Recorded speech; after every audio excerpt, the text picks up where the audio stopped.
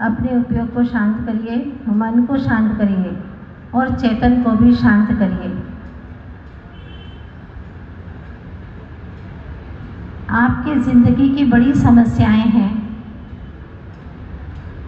सारी समस्याओं का समाधान होगा, निश्चित होगा, आप विश्वास कीजिएगा। लेकिन आप समाधान करने का निर्णय कर लीजिए कि मुझे समाधान करना ही है। आज की स्थिति ये है कि आदमी मजबूर होता जा रहा है, आदमी मजबूर होता जा रहा है, क्या अजब दस्तूर ढोता जा रहा है। चांद तारों के बहुत नजदीक है पर आदमी से दूर होता जा रहा है, आदमी से दूर होता जा रहा है। एक इंसान दूसरे इंसान से मिलता है तो उसे लगता है कि किसी मशीन से मिल रहा हूं, उसे लगता नहीं कि इंसान से मिल रहा हूं। इंसानियत गुम हो गई है, कषाय हावी हो गई है। जहां पर चातुर्मास होते हैं, धर्म की बारिश होती है, अफसोस है कि वो बारिश की एक बूंद भी उनके भीतर में प्रवेश नहीं कर पाती, वो गीले ही नहीं हो पाती, उनकी चेतना आर्द्र ही नहीं हो पाती, शुष्क से शुष्क ही रह जाते हैं। इससे तो अच्छी है वह प्रकृति जब बरसती है तो पेड़ पौधे भी हरे हो जाते हैं, पर तुम्हारे भीतर में कोई परिवर्तन नहीं आता। यहाँ पर हमने देखा है, संसार के अंदर हमने देखा है, जब भी मिलते हैं एक दूसरे की निंदा करते हैं, एक दूसरे की बुराई बताते हैं। ये कमेटी वाले उस कमेटी वाले की बुराई बताते हैं, वो कमेटी वाले उसकी बुराई बताते हैं। एक काम कर रहा है वो दूसरे कार्यकर्ता की बुराई करते हैं, वो तीसरे की बुराई करते हैं। समझ में नहीं आता है अच्छा है कौन, क्योंकि सब सबकी बुराइयां ही करते हैं। अच्छाइयां कहने का जैसे संकल्प कर लिया हो, अच्छाइयां तो उनको उपयोग में आती ही नहीं है, उनकी आंखों में अच्छाइयां दिखाई ही नहीं देती हैं, सिर्फ बुराई ही बुराई दिखाई देती है। सोचिएगा, जब आप अपने मुंह से किसी की बुराई करते हैं तो वो तुम्हारी आवाज, तुम्हारे वचन सारे ब्रह्मांड के अंदर बिखर जाते हैं, तुम्हारे शब्द बिखर जाते हैं, और जो बिखरता है वो एक दिन लौट करके वापस तुम्हारे पास में आता है। ये प्रकृति का नियम है। आज तुम बुराई कर रहे हो, कल तुम्हारी अवश्य बुराई होगी, क्योंकि ये प्रकृति का नियम है। आप जैसा करते हैं वैसा ही पाते हैं। कभी आपने देखा होगा पहाड़ों के पास में, गुफाओं के पास में जाकर के जो व्यक्ति जैसा बोलता है वैसा ही लौट करके उसे सुनाई देता है। आप जो करते हैं चुकाना पड़ेगा, ध्यान रखना, क्योंकि हमारे आचार्य कहते हैं जो है मन में वही आता है जीवन में, जो है मन में वही आता है जीवन में। जो तुम्हारे मन में है आज दबा करके रख दो, लेकिन कल अवश्य ही वो तुम्हारे जीवन में उतरेगा। मतलब जैसी वृत्ति होती है वैसी ही प्रवृत्ति होती है। आपके मन की जैसी इच्छाएं हैं, जैसे भाव हैं, वैसे आपकी प्रवृत्ति होगी, वैसा ही आपका आचरण होगा। ये निश्चित बात है। जीवन में जो घटित हो रहा है वो पहले से आपने मन में तैयारियां की होगी, अवश्य ही। जो मन में आप लोगों ने पहले से ही तैयारियां की हैं, जो पहले ही मन में आपने सोचा है, वही आज तुम्हारे जीवन में उतर रहा है, निश्चित बात है। आज अगर कोई राजा बना है तो उसकी पूर्व की काफी तैयारियां हैं। आज अगर कोई भिखारी बना है तो उसकी भी पूर्व की काफी तैयारियां थी। इतना पाप किया था कि आज वह भीख मांग रहा है, भिखारी बना फिर रहा है। तो जो मन की वृत्तियां होती हैं वही प्रवृत्ति जीवन में आती है, बिल्कुल निश्चित बात है। आप कभी कहीं कहते हैं अरे हम तो चाहते नहीं थे लेकिन ऐसा कहने में आ गया, ऐसा होता ही नहीं। आपके मन में जो होता है वही वचन और वही तन में आता है, यह सुनिश्चित है। आप खुद ही अपने आप को जानते नहीं हैं, आप खुद ही अपने आप को पहचानते नहीं हैं। आप सोचते हैं कि सोना इतना महंगा हो गया, बेच ही नहीं पाया, बेच देता तो कितना अच्छा होता, थोड़ा सा भाव घट जाए 1-2 हज़ार ही तो बड़ा टेंशन हो जाता है। अरे 100-200 रुपये ही घट जाए तो टेंशन हो जाता है, बेच देता तो अच्छा होता। जब सस्ता था सोना तो खरीद नहीं पाया।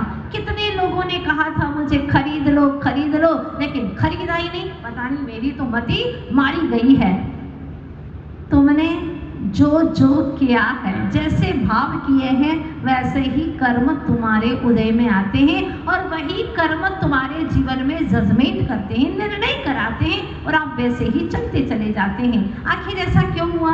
जब सस्ता था तो खरीद नहीं पाए, पैसा बहुत था खरीद ही नहीं पाए, और जब महंगा हुआ तो आप बेच नहीं पाए। क्यों? क्योंकि आपने कर्म ही ऐसे किए हैं। पूर्वकृत कर्म जैसे उदय में आते हैं वैसे ही भाव होते हैं। कभी व्यक्ति गलत ही गलत निर्णय करता रहता है।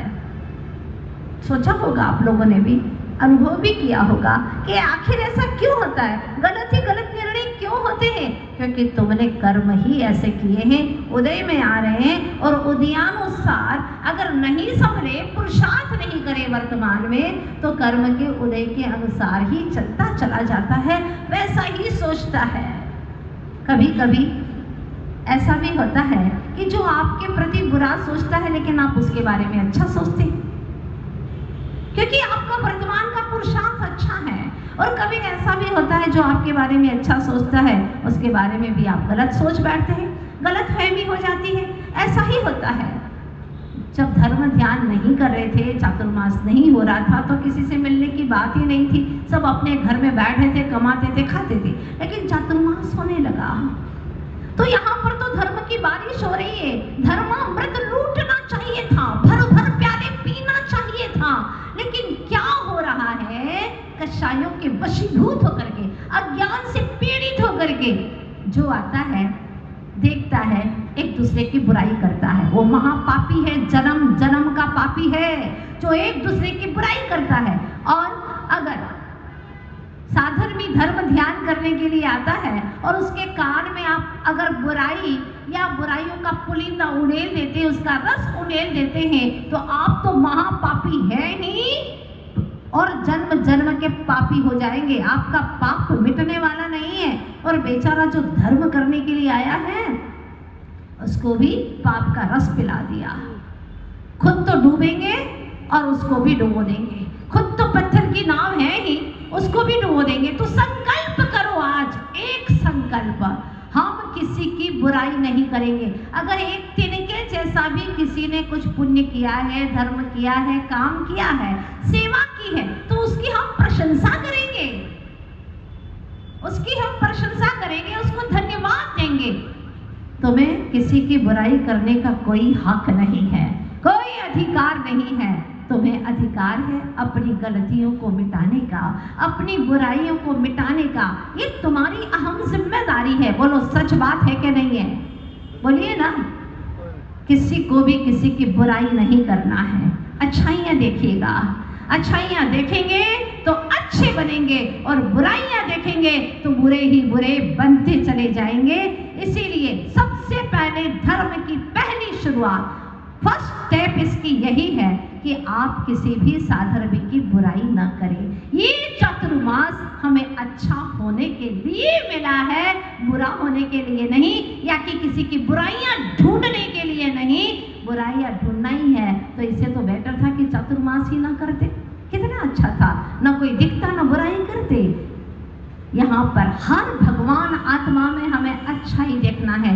हर आत्मा भगवत स्वरूप है। मान लीजिए आप जिसकी आज बुराई कर रहे हैं, एक दो भाव में वह भगवान होने वाला है, एक दो भाव में वह परमात्मा होने वाला है, सर्वज्ञ होने वाला है। जिसके लिए आप अर्घ्य चढ़ाते हैं भविष्य के भगवान का, उसको अर्घ्य चढ़ाते हैं मंदिर में और यहाँ आकर के फिर गालियां देते हैं, तो कैसा धर्म हुआ? सब व्यर्थ हो गया। साधर्मी जो यहाँ तक आ रहे हैं उनको दिल से धन्यवाद दो, प्रशंसा करो उसकी, कम से कम यहाँ तक आए तो सही। एक बार आचार्य जी के पास में सच्ची घटना है, एक महानुभाव बैठे थे और एक व्यक्ति दर्शन करने के लिए आया। दर्शन किया और आचार्य जी ने अच्छे से आशीर्वाद दिया मुस्कुरा करके, तो उसको बहुत ही बुरा लगा। मेरा दुश्मन है ये, और उसको इतने अच्छे से आचार्य जी ने मुस्कान से आशीर्वाद दिया। जैसे ही वह चला गया तो आचार्य जी से उसने कहा, महाराज आप नहीं जानते, आदमी बहुत बेईमान है, बहुत ही बेकार है, बोलियां तो लेता है लेकिन पैसा एक नहीं देता।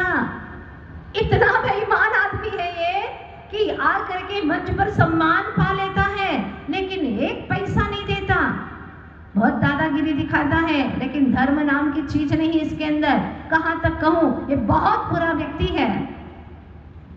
आचार्य जी ने धीरे से कहा, हो गई तुम्हारी बात, अब मैं बोलूं? तुम अच्छे हो तो तुम्हारे लिए तो ज्यादा कुछ करने की जरूरत ही नहीं है मुझे, लेकिन जो बुरा है ना उसके लिए तो मुझे मुस्कुरा करके आशीर्वाद भी देना होगा, उसे समझाना भी होगा ताकि उसकी बुराइयां निकल जाए। अगर ऐसे ही दुत्कार दोगे तो व्यक्ति कभी भी वह आएगा नहीं और जितना बुरा उससे कई गुना और बुरा हो जाएगा। घर में भी जो बच्चा उद्दंड होता है, ज्यादा शैतानी करता है, माँ उस पर विशेष ध्यान देती है सिर्फ और सिर्फ इसलिए कि बच्चा अच्छा हो जाए। उसी तरह से गुरुजनों की भी दृष्टि ये होती है कि हर व्यक्ति साधर्मी हो, हर व्यक्ति धर्म से रच पच जाए, उसके जीवन में आनंद हो, उत्साह हो, मंगल हो उसका जीवन, यही तो चाहते हैं। और क्या चाहते हैं? तो हर किसी के लिए ये भावना करो कि इसका अच्छा हो। हाँ, व्यक्ति ने स्वीकार किया और कहा, महाराज आपने बहुत अच्छी बात कही है, अब मुझे बात समझ में आ गई और आज से मैं कभी किसी की बुराई नहीं करूँगा, ये मैं भी संकल्प करता हूँ। आचार्य भगवान के सामने उसने संकल्प ले लिया। बोलो आप लोगों का संकल्प है क्या? नहीं बोलिए ना कि हम किसी साधर्मी की बुराई नहीं करेंगे। जो कर रहा है वो 4 महीने के उपदेश और प्रवचन सुन करके अपने आप ही ठीक होता चला जाएगा, ठीक होता चला जाएगा। आपको कुछ भी पाप बंद करने की जरूरत नहीं है। अगर आप उसको सही रास्ते पर लगाने चाहते हो तो आप पाप बंद क्यों कर रहे हो? आप तो पाप का बंद कर रहे हो और उसे पुण्य के रास्ते पर लगाना चाहते हो, ये तो गलत हो गया ना। इसीलिए ध्यान रखना, हमें किसी की बुराई नहीं करना है, ना गुरुजनों के पास और ना ही हमारे पास। तो खैर कोई आता ही नहीं है ऐसी बुराई करने के लिए, ना कभी करेगा। लेकिन आपस में भी आपको बुराई नहीं करना है, यहीं से आपकी धर्म की शुरुआत होगी। वरना घड़े औंधे हैं, पानी चाहे कितना भी गिरे उसमें एक बूंद आने वाला नहीं है। अथवा घड़े फूटे हैं तो भी चाहे कितना भी पानी गिरे उसके पेंदे में ही छेद है तो पानी कहाँ से भरेगा। तो ध्यान रखिएगा। तीसरे नंबर के वे लोग हैं जो चिकने घड़े हैं, औंधे तो हैं और चिकने भी हैं। बड़ी मुश्किल है। मतलब यह है कि उसमें पानी की एक बूंद भी नहीं आ सकती। वैसे औंधाई है तो बूंद आएगी ही कहाँ से, और चिकना है तो वैसे ही शीघ्रता से चला जाएगा, वो तो गीला भी होने वाला नहीं है।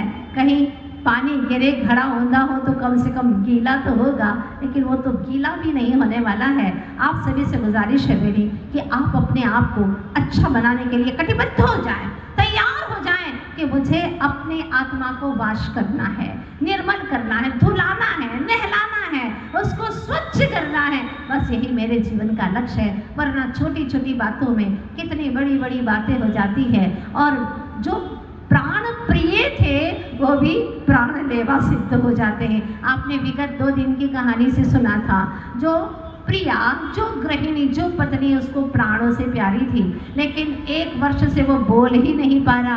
अब तो भोजन भी साथ नहीं होता। पत्नी ने सोच लिया मुझसे बात ही नहीं करते कभी प्रेम से, तो फिर मैं भोजन क्यों कराऊं, बना देती, वो आकर के खा लेते। सच ही कहा है। आज के ज़माने में परिवार के लिए कमाना बड़ी बात नहीं। आज के ज़माने में परिवार के लिए कमाना बड़ी बात नहीं, परिवार के साथ भोजन करना बहुत बड़ी बात है। परिवार मिल बैठ करके भोजन करे प्रेम से, बहुत बड़ी बात है। वरना जरा जरा सी बातों में कशाई हो जाती है। भाई भाई से नहीं बोलता, बाप का बेटे से नहीं बनता, घरों घरों में युद्ध चल रहा है। पिता कहता है कि बेटा मेरा सुनता ही नहीं, और पुत्र कहता है पता नहीं पापा को क्या हो गया है, सबके सामने मुझे डांटते ही रहते हैं, मेरे मित्रों के सामने भी डांटते रहते हैं और पड़ोसी के बच्चों की बड़ी प्रशंसा करते हैं।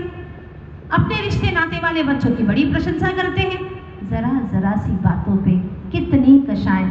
अरे ये तो समझो, जो अपना है उसी से ही तो बात कही जा सकती है, उसी से तो कहा जाता है, उसी को डांटा जाता है। अगर पड़ोसी का बच्चा और तुम्हारा बच्चा आपस में लड़े झगड़े तो आप किसको पकड़ करके घर में ले आते हो? अपने ही बच्चे को ना। हाँ, और उसी को डांटते हो। खबरदार अगर कल उसके साथ में जा करके खेला तो हाँ, टांगे तोड़ दी जाएगी तेरी। बिल्कुल नहीं जाएगा, समझा? और उसी को डांटा जाता है। जो अपना है उसे ही तो कहा जाता है। लेकिन कषायों के वशीभूत होकर के जीव समझ ही नहीं पाता, अपने पिता की बुराई करता है, सबके सामने बुराई करने बैठ जाता है, अपनी माँ की बुराई करने बैठ जाते, अपने सासू माँ की बुराई करने लग जाते। अरे घर की बुराई करोगे तो तुम अच्छे कैसे कहलाओगे? तुम भी तो उसी घर में रहते हो।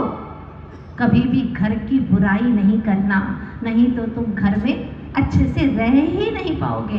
इतने कर्म बांधोगे, इतने कर्म बांधोगे कि अब तुम्हें रहने को घर ही नहीं मिलेगा। बड़ी मुश्किल से घर मिला, वरना अनंत अनंत काल से एक इंद्री बना तो घर मिला ही नहीं। 2 इंद्री बना, 3 इंद्री बना, कहाँ घर मिला? अगर मिला भी तो 4 इंद्री के लिए बिल मिल गया, घोंसला मिल गया पंचेंद्री के लिए, लेकिन घर नहीं मिला। बड़ी मुश्किल से घर मिला है तो सौगंध कर लो, हम घर वालों की निंदा किसी के सामने नहीं करेंगे और लोग मजा लेंगे उसका, इसका हल नहीं निकालेंगे। तुम्हारी दुविधाएं बढ़ती चली जाएगी। इसीलिए छोटी छोटी बातें अपने जीवन में तय कर लो। कषायों को मंद करो, शांत करो कषायों को, और अपने स्वरूप को पहचानो। मेरा स्वरूप किसी की निंदा करना है ही नहीं। मेरा स्वरूप तो आत्मा की महिमा जान करके उसी में रम जाना है। ये है मेरा स्वरूप। कहाँ भटक रहा है रे चेतन? अनंत काल बीत गया, अनंत काल बीत गया, कब अपने घर पर आएगा?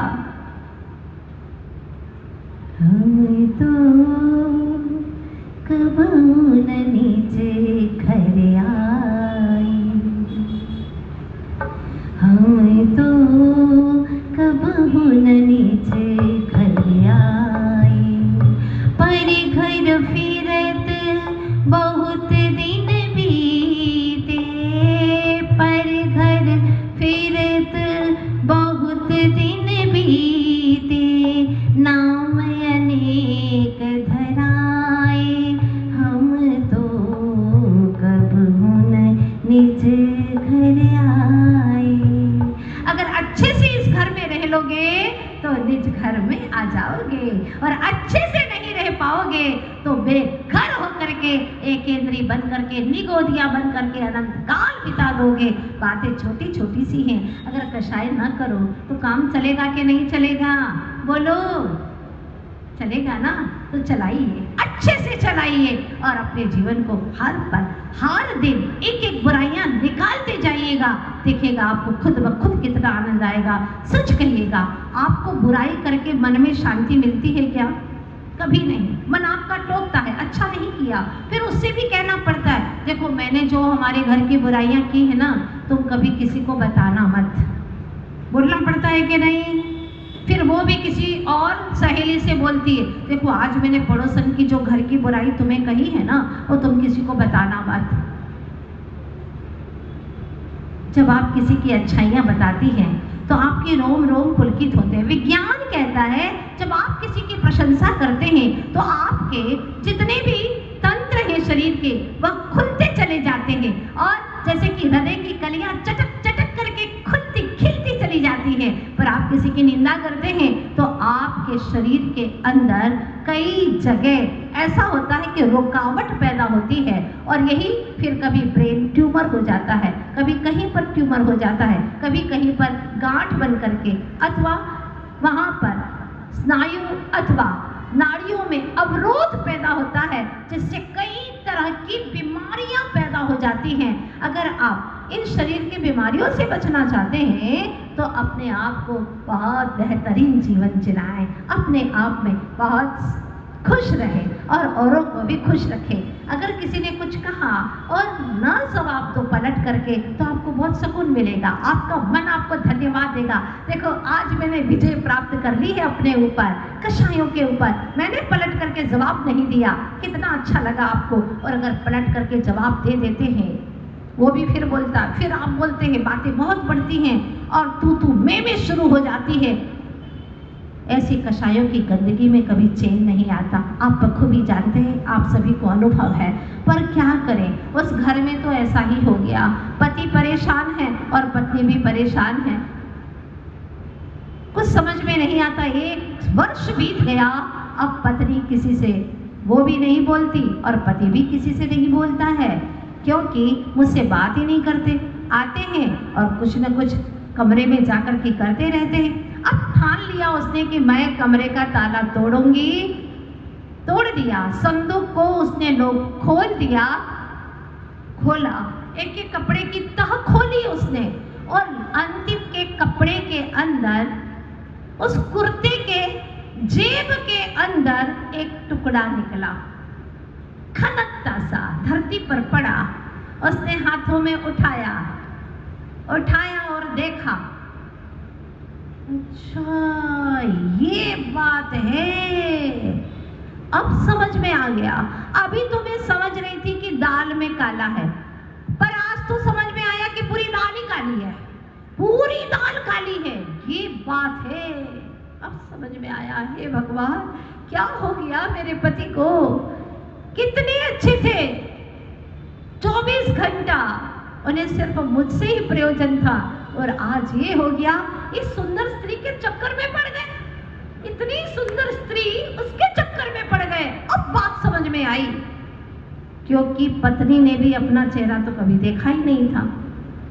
पहली बार दर्पण का वो दर्पण मिला और उसने उसमें झांका, क्या सुंदर चेहरा, आंखें बिल्कुल हिरण सी, नाक तोते सी, बिंदी ऐसी लग रही है जैसे कि आसमान के अंदर चंद्रमा चमक रहा हो। ओहो क्या होठ लाल, इतनी सुंदर स्त्री के चक्कर में पड़ गया। मुझे कैसे पूछेगा, क्यों बोलेगा वो मुझे, क्यों बात करेगा वो मुझसे, अरे क्यों खाएगा मेरे हाथ से। इतनी सुंदर स्त्री के चक्कर में पड़ गया। बात समझ में आ गई, रोने लगी, बहुत दुखी होने लगी, घर का माहौल बहुत बिगड़ गया। आखिर एक दिन पति ने कहा, भाग्यवान तुम आखिर मेरे साथ में ऐसा व्यवहार क्यों कर रही हो, मुझसे पूछते हो, पूछो उस तुम्हारी सुंदर स्त्री से, पूछो उससे जिसकी तस्वीर तुम रखते हो। कैसी तस्वीर, कहाँ सुंदर स्त्री, अरे कैसी बात करती हो तुम। मैं बात नहीं करती, मैंने अपनी आंखों से देखा है, अपनी आंखें कभी धोखा नहीं दे सकती। मैंने अपनी आंखों से देखा है, वो सुंदर स्त्री की तस्वीर रखे हो तुम अपने पास में, और तुम्हें शर्म नहीं आती झूठ बोलते। मेरे साथ भी झूठ बोलती हो, तुमने 7 फेरे में वादे किए थे ना, कहाँ गए तुम्हारे वादे, सब कसमें वादे सब झूठे, सब झूठे हैं तुम्हारे। और तुमने मेरे साथ में ये बर्ताव किया, मैं घर पे नहीं रहूंगी, मैं छोड़ करके मायके चली जाऊंगी। तुम्हें जहां जाना हो वहां जाना, पर झूठ तो मत बोलो। झूठ मैं नहीं, तुम बोल रहे हो। मैं दिखाता हूं अभी। तू जिस तस्वीर की बात कर रही है ना, वो मेरे पिता की तस्वीर है, मेरे पिता की तस्वीर। झूठ बोलते हो, शर्म नहीं आती। लाओ मैं बताती हूं अभी। अरे हाथ करूं इनको आरसी क्या, अभी बता देती हूं। लेकर के आया वो दर्पण, उसने देखा, कहा देख, अरे देख मेरे पिता की तस्वीर है, मेरे पिता की, जो 20 वर्ष पूर्व ही गुजर चुके थे। लेकिन सौभाग्य से मेरे पिता ने, हो सकता है कोई देव बने हो, और उन्होंने अपनी तस्वीर भिजवाई धरती के ऊपर मेरे लिए। और तू है कि मुझे बदनाम करती है, कलंकित करती है। मेरे हाथ में दीजिएगा, मैं झूठ नहीं कहूंगी, सच कहती हूँ। और जैसे उसने देखा, देखो ये क्या है, ये सुंदर स्त्री की तस्वीर है, झूठ बोलते हो, नहीं है विश्वास, अभी पंचों को बुलाया जाएगा। पहले के समय में कोर्ट केस नहीं हुआ करते थे, पंचों को बुलाया जाता था। अब तो समय ही खराब आ गया, किस पंच को बुलाए, सब जगह दाल ही काली है, किसको बुलाया जाए, किस पर विश्वास किया जाए। और वह समय भी लगभग ऐसा ही था कि पंचों के निर्णय भी गलत होने लगे थे।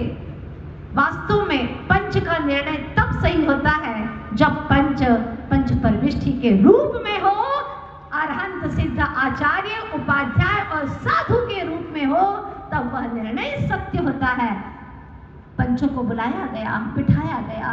पत्नी ने कहा, फर्स्ट लेडीज है तो उसके लिए कहा गया। उसने कहा, देखिए पंच जी महानुभावों, इन्होंने 1 वर्ष से किसी पत्नी से प्रेम किया है। उसकी तस्वीर अपने कपड़ों की तह में छिपा करके, कभी संदूक पर लॉक नहीं लगता था, उस पर लॉक लगने लगा, कमरे पर भी लगने लगा, कभी नहीं लगाते थे। मेरे भरोसे था सारा घर। धीरे धीरे इन्होंने मेरे साथ में ऐसा बर्ताव किया, बोलना बंद, कोई मतलब ही नहीं घर कैसा चल रहा है, कोई मतलब ही नहीं उन्हें बच्चों का क्या हाल है, कुछ पूछना ही नहीं। 1.25 साल हो गया, परेशान हूँ।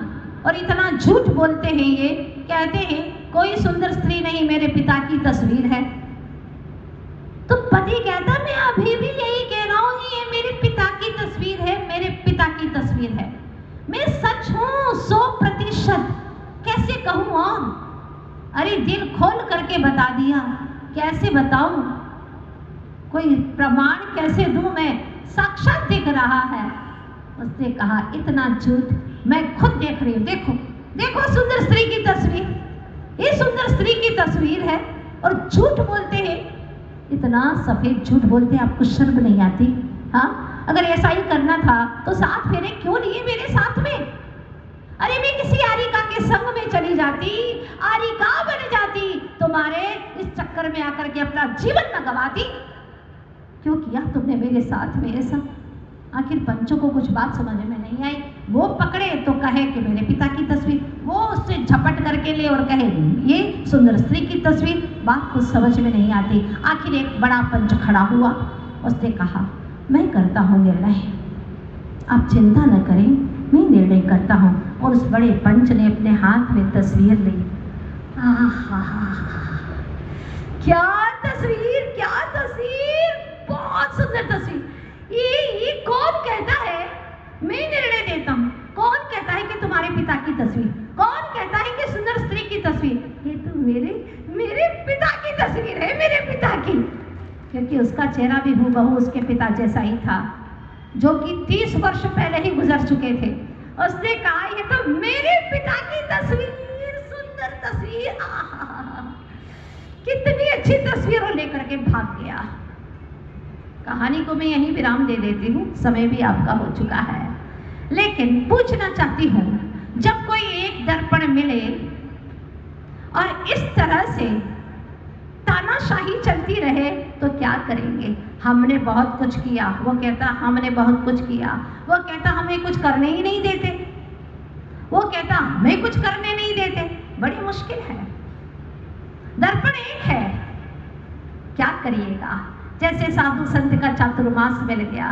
साधु चाहता है, गुरु चाहता है कि तुम भगवान बन जाओ, और तुम तो इंसान से भी शैतान बनना चाहते हो। इससे बड़ी शर्म की बात और क्या हो सकती है? इतनी कर्ता बुद्धि, मैं करूं, करना धरना कुछ भी नहीं है, कुछ नहीं है। और कर्ता बुद्धि इतनी कि मैं करूं, वो करूं, ये कर दूं, वो कर दूं, और करते धरते कुछ नहीं है। इसीलिए मैंने समय सार ग्रंथ चुना है, ताकि आप अपने जीवन के असलियत को समझ सको। और एक बात कहिएगा, जो गुरु कहें वो आप करेंगे?